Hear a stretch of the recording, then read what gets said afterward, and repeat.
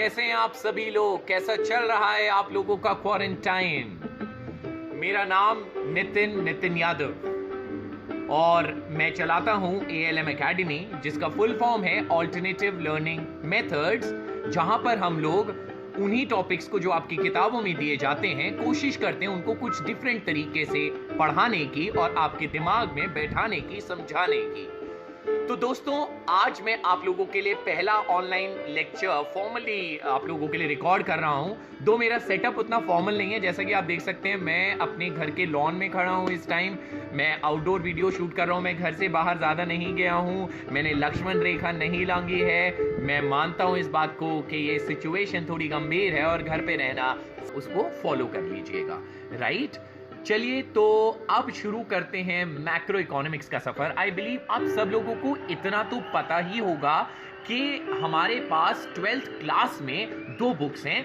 Macro economics है हमारे पास और इंडियन इको है। टोटल 100 मार्क्स का सब्जेक्ट है हमारा। पॉज।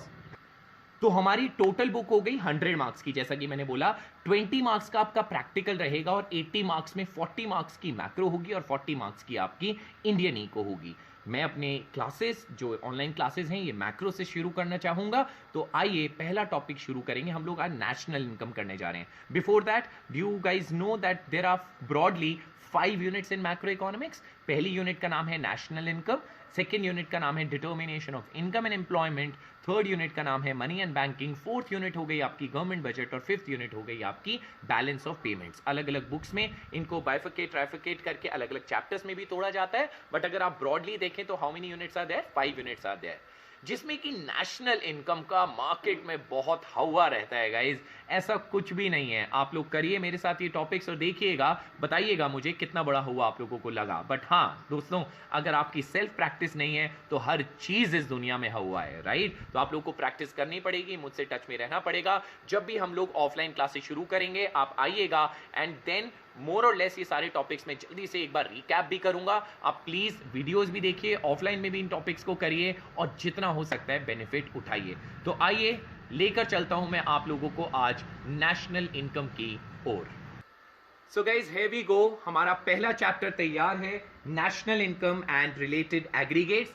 हमारे आज के टॉपिक्स होंगे, क्योंकि इस वीडियो में इंट्रोडक्शन भी था, मैं ज्यादा लंबा इस वीडियो को नहीं बनाना चाहूंगा। मैं ब्रॉडली 3 टॉपिक्स कवर करना चाहूंगा। हमारे आज के टॉपिक्स होंगे, सबसे पहले तो हम बेसिक समझेंगे नेशनल इनकम होती क्या है, उसकी डेफिनेशन समझेंगे। हम समझेंगे फैक्टर इनकम क्या होती है, ट्रांसफर इनकम क्या होती है, और हम लोग समझेंगे फाइनल गुड क्या होते हैं और इंटरमीडिएट गुड क्या होते हैं। गाइज याद रखिएगा, नेशनल इनकम में कई लोग ज्यादातर न्यूमेरिकल्स पे जंप ऑन कर जाते हैं और थ्योरी उनकी क्लियर नहीं होती है, और यही सबसे बड़ी गलती होती है। हम लोगों को अपना थ्योरी का बेस स्ट्रॉन्ग करना पड़ेगा, तभी हम लोग न्यूमेरिकल्स पे जंप करेंगे। और जितने भी टॉपिक्स को आपको समझना है, आप जितना ज्यादा एग्जाम्पल्स लेकर समझोगे वो फायदा रहेगा। और दूसरी बात, एक क्वेश्चन आता है नेशनल इनकम में इंक्लूडेड नॉट इंक्लूडेड का, वो वही बच्चे क्रैक कर सकते हैं जिनके ये बेसिक कॉन्सेप्ट्स क्लियर होंगे। तो आइए शुरू करते हैं। मुझे आप लोगों को समझाना है कि नेशनल इनकम होती क्या है। लेट्स सपोज मुझे एकदम लेमैन लैंग्वेज में समझाना है कि सर नेशनल इनकम क्या होती है, वैसे ही बता दो मेरे खड़े खड़े। तो लेट्स अज्यूम फाइनेंशियल ईयर 2019-2020 में हम लोगों ने हमारे देश में सिर्फ एक मार्कर बनाया। ये एक मार्कर है, रिफिलेबल मार्कर है, सोलो कंपनी का है, नाइस। हम लोगों ने ये मार्कर बनाया। नाउ जो हम लोगों ने ये मार्कर इस देश में इस पर्टिकुलर ईयर में बनाया, यही हमारी नेशनल इनकम है। सर ये मार्कर नेशनल इनकम है? सर आप पागल तो नहीं हो गए? मार्कर और नेशनल इनकम का क्या लेना देना है? यही मैं आप लोगों को समझाना चाहूंगा दोस्तों। हमारे देश के अंदर जितने भी गुड्स एंड सर्विसेज बनते हैं, उनकी जो वैल्यू होती है, जो कीमत होती है, वही हमारी देश की नेशनल इनकम कहलाती है। हाँ, डोमेस्टिक इनकम नेशनल इनकम में फर्क होता है। डोमेस्टिक वो होती है जो हम अपनी टेरिटरी में कमाते हैं, और नेशनल में हम लोग जो पैसा बाहर से कमा कर लाए या हमने बाहरी दुनिया को दिया, उनको भी कंसिडर किया जाता है, which is a topic later on which I will be covering very soon. But फिलहाल के लिए आप लोग इस मार्कर पे आइए वापस। मैं कहता हूं ये मार्कर 20 रुपए का है, और हमारे देश में इनकम भी 20 रुपए की पैदा हुई। यही आपको समझना है। आइए डिटेल में समझते हैं इसको। जब ये मार्कर बना होगा दोस्तों, तो इसमें क्या क्या लगा होगा? इसमें लगा होगा लैंड, लेबर, कैपिटल और एंटरप्रेन्योर। आप सभी लोगों ने पढ़ा होगा, ये 4 हमारे जो हैं बेसिक फैक्टर्स ऑफ प्रोडक्शन है, और ये फ्री में काम नहीं करते दोस्तों। लैंड क्या मांगता है? रेंट। लेबर क्या मांगती है? वेजेस। कैपिटल क्या मांगता है? इंटरेस्ट। और एंटरप्रेन्योर क्या मांगता है? प्रॉफिट दे दो मुझे। यानी कि जब ये 20 रुपए का मार्कर बना होगा तो अज्यूम करते हैं इस पे रेंट दिया होगा हम लोगों ने कितना? 5 रुपए। वेजेस कितनी दी? 5 रुपए। कैपिटल पे इंटरेस्ट कितना दिया? 5 रुपए। एंटरप्रेन्योर ने प्रॉफिट कितना रखा? 5 रुपए। तो 5 5 5 जब हम 4 बार जोड़ेंगे तो क्या बन गया? 20। यानी कि ये मार्कर पैदा जरूर हुआ है हमारे देश में, लेकिन इसने लोगों को 5 5 रुपए कर टोटल 20 रुपए की इनकम हमारे देश में पैदा की है। अगर किसी ने नेशनल इनकम की डेफिनेशन पढ़ी हो, it talks about the value of goods and services produced, इसी के बारे में वो बात करता है। बट उसमें और भी कंसिडरेशन आ जाते हैं, फीफा फीटा के कंसिडरेशन आ जाते हैं, वो सब चीजें हम लोग आगे करने वाले हैं। बट बेसिक आप याद रखिएगा, जब भी हम लोग नेशनल इनकम चैप्टर शुरू कर रहे हैं, इस मार्कर को ध्यान रखिएगा और याद रखिएगा जो भी गुड बनेगा, ये शर्ट बनी है, ट्राउजर बनी है, ये बोर्ड बना है, कुछ भी बना है, इन सभी चीजों की वैल्यू नेशनल इनकम में जुड़ती है। नेशनल इनकम इसी को कहते हैं। इनकम की टेक्निकल डेफिनेशंस आप लोगों को नीचे लिंक में मिल जाएंगी, जो नोट्स के रूप में आपके पास है, वो आप लोग याद कर लीजिएगा। बेसिक मतलब मैंने आप लोगों को समझा दिया। अब आगे बढ़ते हैं। एक बड़ा इंपॉर्टेंट कॉन्सेप्ट है दोस्तों, फैक्टर इनकम और ट्रांसफर इनकम का, ये जरूर समझिएगा। फैक्टर इनकम, इसको फैक्टर पेमेंट, ट्रांसफर पेमेंट के हिसाब से भी पढ़ाया जाता है। लॉजिक सेम है। इनकम रिसीविंग एंड से होती है और पेमेंट जो पे कर रहा है उसके एंड से होती है, बट नेचर वही रहता है। सो फॉर एग्जांपल, अगर मैं आपकी क्लासेस ले रहा हूं और आप मुझे पैसे दे देते हैं, तो वो मेरी कौन सी इनकम कहलाएगी? मेरी फैक्टर इनकम कहलाएगी। फैक्टर इनकम वो इनकम होती है जिसके अगेंस्ट आपने कोई गुड या सर्विस रेंडर किया है, गुड प्रोड्यूस करके दिया है या आपने कोई सर्विस रेंडर की है। वहीं transfer income is a mere transfer from one pocket to another pocket. इसको एग्जांपल से ही बेहतर तरीके से समझा जा सकता है। फॉर एग्जांपल, जब आप किसी को रेंट देते हैं, क्यों देते हैं? क्योंकि उसने अपनी जमीन दी है। लेबर जब मेहनत करती है तो उसको क्या मिलती है? वेजेस मिलती है। तो हर जगह क्या होगा? बदला। आपने कोई सर्विस दी, आपने कोई गुड दिया और उसके बदले क्या आई? पेमेंट आई। मेरा हैप्पी बर्थडे है और आप सभी लोगों ने 10-10 रुपए जोड़कर या 100-100 रुपए जोड़कर मुझे 10 लाख रुपए मेरे बर्थडे पे मुझे गिफ्ट दिए, तो वो मेरी फैक्टर इनकम नहीं है, वो मैंने मेहनत से नहीं कमाया है, वो मुझे सिर्फ मिल गया है। तो वो मेरी कौन सी इनकम कहलाएगा दोस्तों? वो मेरी ट्रांसफर इनकम होगा, because it is a mere transfer from your pocket to my pocket. Sir बड़े चालू हो सर, केक नहीं खिलाओगे इसके बदले? अरे केक तो खिला दूंगा, बट 10 लाख रुपए का थोड़ी ना खिलाने वाला हूं। So guys, it would always be qualified as a transfer income. ये डिफरेंस जानना जरूरी क्यों है? क्योंकि जिस दिन हम लोग नेशनल इनकम का आकलन करते हैं, जब उसका मेजरमेंट करते हैं, तो नेशनल इनकम के मेजरमेंट में सिर्फ मेहनत का पैसा, यानी कि फैक्टर इनकम, जिसके बदले कोई गुड या सर्विस देश के अंदर पैदा हुआ है, सिर्फ वही ली जाती है नेशनल इनकम और डोमेस्टिक इनकम में। ट्रांसफर इनकम्स को नेशनल इनकम, डोमेस्टिक इनकम में गाइस कभी भी नहीं लेते। वो सिर्फ एक पॉकेट से दूसरी पॉकेट में गई हैं, उनके बदले कोई गुड या सर्विस पैदा नहीं हुआ है। जो बेसिक डिफरेंस है फैक्टर इनकम ट्रांसफर इनकम में, वो यही है। आपको टी फॉर्मेट में डिफरेंस अगेन नोट्स में मिल जाएगा। So the basic difference is factor income is the income which is generated against goods और services produced in the country, whereas transfer income is an income against which no good और no service is generated. जो आपका factor income होता है वो bilateral है, इस तरीके से चलता है, दो तरफा, मैं तुम्हें क्लासेस दे रहा हूं, तुम मुझे पैसे दे दो, लाइक दैट। और ट्रांसफर इनकम क्या चलती है? मेरा हैप्पी बर्थडे, मुझे पैसे दे दो, मैं बदले में कुछ नहीं दे रहा हूं, राइट गाइस? सो वो यूनिलैटरल होती है। फैक्टर इनकम अर्न्ड होती है और ट्रांसफर इनकम अनअर्न्ड होती है, क्योंकि बस वो मिल जाती है। और जब नेशनल इनकम या डोमेस्टिक इनकम कंप्यूट होगी तो सिर्फ फैक्टर इनकम ली जाती है, ट्रांसफर इनकम नहीं ली जाती है। बाकी एग्जाम्पल्स आप लोगों को मैं बता चुका हूं। बट यस, अब आता है सबसे इंपॉर्टेंट डिस्कशन। सर मैं रिटायरमेंट पेंशन को लेकर बड़ा कंफ्यूज हूं। सर एक ओल्ड एज पेंशन है, एक रिटायरमेंट पेंशन है। गाइस देखिए, ओल्ड एज पेंशन तो वो हर कोई बंदा क्लेम कर रहा है जो ओल्ड है, तो वो तो ट्रांसफर इनकम है प्योरली, उसमें कोई टेंशन नहीं है। रिटायरमेंट पेंशन का ना सीन अलग है। रिटायरमेंट पेंशन आपकी मेहनत की कमाई है। मेरे पिताजी एयरफोर्स में थे, आज वो घर पर हैं, 15 साल नौकरी उन्होंने करी, आज वो घर पर हैं, आज उनको पेंशन मिलती है। मैं पापा के पास गया, मैंने पापा को बोला, पापा बैठ बैठ पैसे आ रहे, पापा मुफ्त के पैसे कमा रहे पापा। पापा ने मारा लाफा। पापा ने कहा, ओए मुफ्त के पैसे नहीं है मेरे, मैं इन पैसों के लिए ऑलरेडी सर्विसेज रेंडर कर चुका हूं। यानी कि मेरे पिताजी के पास जो आज पैसा आ रहा है वो मेहनत का ही पैसा है। बट गाइज यहां पर एक चीज ध्यान रखनी पड़ेगी, वो सर्विसेज उन्होंने उन सालों में दे दी थी, उन ईयर्स में दे दी थी। यानी कि नेशनल इनकम जब कंप्यूट उन ईयर्स की हुई थी तब वो पैसा ऑलरेडी जोड़ा जा चुका है। इसलिए उस पैसे को आज जब मेरे पिताजी को 2020 में वो पैसा मिलेगा तो वो नहीं जुड़ेगा। वो इसलिए नहीं जोड़ा जा रहा क्योंकि उसका कैलकुलेशन एस्टिमेशन ऑलरेडी हो चुका है when my dad was serving. है वो उनका मेहनत का ही पैसा। इस साल वो क्यों नहीं जोड़ा जा रहा? क्योंकि वो ऑलरेडी इंक्लूड हो चुका है। तो रिटायरमेंट पेंशन सर आंसर क्या लिखेंगे आप? लिखेंगे no, retirement pension is not included in domestic income, national income, even though it is a factor income, it is not included because its estimation और calculation has already been done in the previous years. याद रखिएगा दोस्तों, important case है, इसके ऊपर बहुत confusion आती है। आइए तो अब हम लोग चलते हैं अपने अगले टॉपिक की ओर, और वो टॉपिक होगा final good and intermediate good. Guys इसमें भी बड़ा उलझ जाते हैं लोग, तो ध्यान से सुनना, बहुत सारे एग्जांपल्स लेकर समझाऊंगा, ध्यान से सुनिएगा। आप चलो अपने मन में सोचो, मैं कुछ क्वेश्चन थ्रो करता हूं।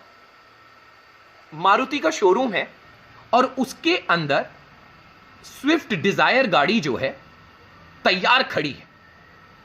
क्या बोलते हो, ये फाइनल गुड होगा या इंटरमीडिएट गुड? आप खुद सोचिए, पहले सोचिए सोचिए। हो गया जवाब तैयार हो गया? तो गाइस इस जवाब को अपने पास रखिए, 2 मिनट रुकिए। मेरे जूस कॉर्नर है, यादव जूस कॉर्नर, और मैंने उस जूस कॉर्नर के लिए मैंगो शेक बनाने के लिए एक सुजाता मशीन ले ली, तो वो फाइनल गुड है या इंटरमीडिएट गुड है? गाइस मेरा टैक्सी स्टैंड भी है, मैं आपको बताना नहीं चाहता था, मल्टीपल बिजनेस है भाई के, यादव टैक्सी स्टैंड, और हम लोगों ने उस टैक्सी स्टैंड के लिए 10 इनोवा खरीदी है। फाइनल गुड है या इंटरमीडिएट गुड है? सोच लिया? तो गाइस मारुति के शोरूम में खड़ी स्विफ्ट डिजायर फाइनल गुड नहीं है। सर तैयार तो हो गई है, फाइनली इट इज रेडी, ऐसा विचार आता है कई लोगों के मन में। बट गाइस वो डीलर के पास खड़ी है, वो एंड यूजर के पास नहीं पहुंची। जिस दिन मैं उसको डीलर के यहां से खरीद के ले आऊंगा और अपने घर के सामने लाकर खड़ी कर दूंगा, तब मैं बोलूंगा वो गाड़ी मेरा कौन सा गुड है, फाइनल गुड है। जब तक कोई गुड किसी डीलर के पास खड़ा है या फिर वो अभी प्रोडक्शन प्रोसेस में है, 2 एंगल्स होते हैं बेटा, या तो वो अभी प्रोडक्शन प्रोसेस में है या वो डीलर के पास है, बन के तैयार हो गया बट वो डीलर के पास है, एंड यूजर के पास नहीं पहुंचा है, तो वो क्या रहेगा, इंटरमीडिएट गुड रहेगा। वही स्विफ्ट डिजायर मेरे घर के बाहर खड़ी है, वो फाइनल गुड है। वही स्विफ्ट डिजायर जब मारुति के शोरूम में खड़ी है, तो वो कौन सा गुड है, वो इंटरमीडिएट गुड है। उसके बाद जो मैंने सुजाता की मशीन ली है, सर इंटरमीडिएट हो गया सर, इंटरमीडिएट सर, क्योंकि सर आप उससे पैसे कमाओगे सर। भैया ऐसा विचार आता है लोगों के दिमाग में, पर यार एक बात बताओ, पैसे कमा रहा हूं मैं, मना नहीं कर रहा, बट वो कौन सा गुड है समझ, वो मेरे यादव जूस कॉर्नर का फाइनल गुड है, क्योंकि मैं जूसर्स नहीं बेचता हूं। अब समझ, इसको 2 एग्जांपल समझते हैं। एक जगह तू सुजाता मशीन ले ले और मैंगोज ले। अब जो मैं मैंगोज लेकर आता हूं और मैंगो शेक बेचता हूं, तो मैंगोज मेरा कौन सा गुड है, इंटरमीडिएट। एक्शन से पढ़ाता हूं मैं क्लास के अंदर। जो गुड इस नेचर का है, जो आया और चला जाएगा, वो इंटरमीडिएट गुड है। लेकिन सुजाता मशीन आई और सुजाता मेरी जिंदगी में रही, तो सुजाता क्या हो गई, फाइनल गुड। सुजाता मशीन की मैं बात कर रहा हूं। उसके बाद चलते हैं यादव टैक्सी स्टैंड के पास। यादव टैक्सी स्टैंड ने जो 10 इनोवा खरीदी है गाइस, वो यादव टैक्सी स्टैंड की फाइनल गुड है। याद रखिएगा इस बात को, वो मेरी फाइनल गुड है, क्योंकि मैं टैक्सीज नहीं बेचता हूं आगे। हां मैं टोयोटा का डीलर होता और मैं इनोवास को आगे बेचता, तो मेरे लिए इनोवा क्या होती, इंटरमीडिएट गुड, बट इस टाइम पे वो क्या होगी, मेरा फाइनल गुड। पर सर आप उससे पैसे नहीं कमाते, भैया ये कंसर्न नहीं होता। इसीलिए फाइनल गुड का क्लासिफिकेशन 2 रूप में किया जाता है। एक वो फाइनल गुड जो कंजम्पशन पर्पस के लिए बना है, और एक वो फाइनल गुड जो इन्वेस्टमेंट पर्पसेस के लिए यूज हो रहा है। मैं इनोवा अपने घर के लिए यूज करता हूं, वो मेरा फाइनल कंजम्पशन गुड है। लेकिन वही इनोवा जब मैं टैक्सी स्टैंड में यूज करता हूं, तो वो मेरी फाइनल इन्वेस्टमेंट गुड है। बट दोनों ही केसेस में वो फाइनल रहेगा, मिक्सअप मत करना। बट यस, उसी टैक्सी स्टैंड में, उसी इनोवा में जो मैं डीजल डलवाता हूं और ग्राहक को एक जगह से दूसरी जगह छोड़ता हूं, पिक एंड ड्रॉप उठाना और फेंकना करता हूं, तो उस केस में वो जो डीजल यूज हो रहा है प्रोडक्शन प्रोसेस में, डीजल का नेचर कैसा रहेगा, देखो आया गया। इनोवा का नेचर कैसा रहेगा, इनोवा आई और रही, तो इनोवा फाइनल है और डीजल इंटरमीडिएट है। तो फाइनल इंटरमीडिएट के डिफरेंसेस आप अच्छे से समझिएगा गाइस, वरना यहां पर कंफ्यूजन हो सकती है। एक बड़ा पॉपुलर क्वेश्चन आता है, आपके पेपर्स में आएगा, machinery purchased is always a final good, do you agree? Agree, okay. तो अब आपको जवाब देना है, डू यू अग्री और नॉट। तो इस केस में कैसे इसको समझेंगे, answer is no, it's not mandatory कि वो फाइनल गुड ही होगा। अगर मैं मशीनरी का डीलर हूं, तो जो मैं मशीन लेकर आता हूं उसको मुझे आगे बेचना है, तो वो मशीनरी मेरे लिए क्या होगी, इंटरमीडिएट गुड होगी, क्योंकि मुझे आगे बेचना है, मैं मशीनरी का डीलर हूं। लेकिन अगर मैं उस मशीनरी को अपनी फैक्ट्री के लिए लेकर आता हूं और उसका एंड यूजर मैं ही हूं, फैक्ट्री में चाहे मैं उससे उत्पादन करता हूं, प्रोडक्शन करता हूं, लेकिन मेरी वो मशीनरी मेरे लिए क्या रहेगी, फाइनल। और वो कौन सी होगी, फाइनल इन्वेस्टमेंट गुड होगी। याद रखिएगा गाइस। तो फाइनल और इंटरमीडिएट गुड से रिलेटेड काफी क्वेश्चंस आ जाते हैं, इनको प्लीज क्लियर रखिएगा। मशीन वाला क्वेश्चन मैंने आप लोगों को करा दिया है। इसमें सर्विसेज का भी एग्जांपल आता है, जब आगे इंक्लूडेड नॉट इंक्लूडेड के केसेस देखेंगे तो मैं आप लोगों को बेहतर इस पे गाइड कर पाऊंगा। सो अगर आप लोग टी फॉर्मेट का डिफरेंस चाहते हैं, अगेन वो नीचे लिंक में होगा, नोट्स में होगा, तो आप लोग देख लीजिएगा। कुछ और भी पॉइंट्स आ जाते हैं, जैसे कि final goods are those goods which have cross the production boundary. Production boundary का मतलब बेसिकली है कि वो एंड यूजर के पास चले गए हैं, चाहे वो एंड यूजर कोई कंज्यूमर है, चाहे वो एंड यूजर कोई प्रोड्यूसर है। Intermediate goods are those goods which are there within the production line, यानी कि प्रोडक्शन बाउंड्री। प्रोडक्शन बाउंड्री का मतलब है कि अभी उन पे काम होना बचा है या फिर वो अभी आगे बिकने वाले हैं। एक और बात, जैसे कि एक बड़ा क्लासिक एग्जांपल आ जाता है, जैसे मान लीजिए एक प्रोड्यूसर है और वो कुछ पेन्स वगैरह बनाता है, तो पेन वो जब बनाता है तो वो उसका क्या हो गया, इंटरमीडिएट गुड हो गया, क्योंकि वो बेच रहा है, राइट। बनाया बेचा, बट ईयर एंड हो गया और उसके पास अनसोल्ड स्टॉक रह गया। अब वो तो उसके पास रह गया, तो वो उसका कौन सा अकाउंट होगा, वो उसकी फाइनल इन्वेस्टमेंट उस पर्टिकुलर ईयर की काउंट हो जाएगी। आगे मैं इसको फॉर्मूले से भी प्रूव करने वाला हूं, so keep following all the videos guys. आज की अगर मुझे समरी बनानी है तो एक चीज आप लोगों ने सीख ली है, नेशनल इनकम क्या होती है। National income is nothing but this marker. National income refers to the value of goods and services produced in the country including certain other elements which we will be covering later on. Factor income, transfer income, मेहनत का पैसा, मुफ्त का पैसा, final good, intermediate good, examples वगैरह मैंने आप लोगों को बता दिए हैं। फिर भी अगर आज के लिए कोई डाउट्स हैं आपके, तो आज सैटरडे के दिन मैं रात को 9:30 बजे लाइव आऊंगा इंस्टा पे। आप लोग अपने डाउट्स लेकर आ जाइएगा, क्योंकि याद रखिएगा ऑनलाइन पे एक लिमिटेड हमारे पास स्पेस होता है, लिमिटेड टाइम होता है, तो इतना ही हम लोग कर सकते हैं। बाकी अगर आप लोग जैसे जैसे एडवाइस करेंगे कि सर हाँ थोड़ी लंबी वीडियो भी हम लोग देख सकते हैं सर, इसको थोड़ा स्ट्रेच कर सकते हैं और डिटेल में बता दीजिए, तो I am okay with long videos. बाकी मैं कर ये रहा हूँ कि 15-15 मिनट की या 10 मिनट की कोशिश करेंगे, छोटे छोटे टॉपिक्स की बहुत सारी टॉपिक्स वीडियोस बनाते हैं और आप लोगों तक पहुंचते हैं। फिर भी अपने रिव्यूज, फीडबैक्स मुझे दीजिएगा। एनी इंप्रूवमेंट यू एक्सपेक्ट और any input you want, then I am ready to do that guys, because हम लोग टीम हैं। मैं बॉस नहीं हूं, हम लोग टीम हैं। आप लोग जैसे बोलेंगे मैं काम करता चला जाऊंगा, इंप्रूव करता चला जाऊंगा, लेकिन जो मैं बोल रहा हूं आप लोगों को भी काम करना जरूरी है। Nitin Yadav signing off from today's video and I will see you soon guys. मुझे बताइएगा आपको ये ट्यूटोरियल कैसा लगा। आज का topic national income and related aggregates का स्टार्टिंग हम लोगों ने की है, अब धीरे धीरे इसको बिल्डअप करते हैं और मेरे साथ साथ करते रहिएगा। Bye guys, see you, take care and take care of yourself, bye.